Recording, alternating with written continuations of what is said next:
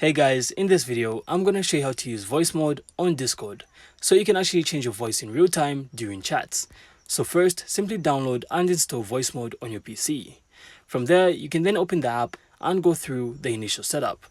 So you simply have to choose your microphone as the input device once you're in voice mode. Then next, you're going to have to open Discord, then go to settings, then voice and video.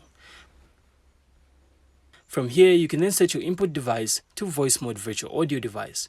So once you're in voice mode, you then have to select a voice effect from the library, and whenever you speak into Discord, your voice will be transformed according to the selected effect.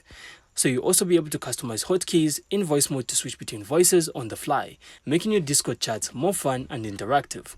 And that's it. So that's how to use voice mode on Discord. So I really hope you found this insightful, and if you did, then make sure to leave a like and of course subscribe. Then we'll see you on the next one.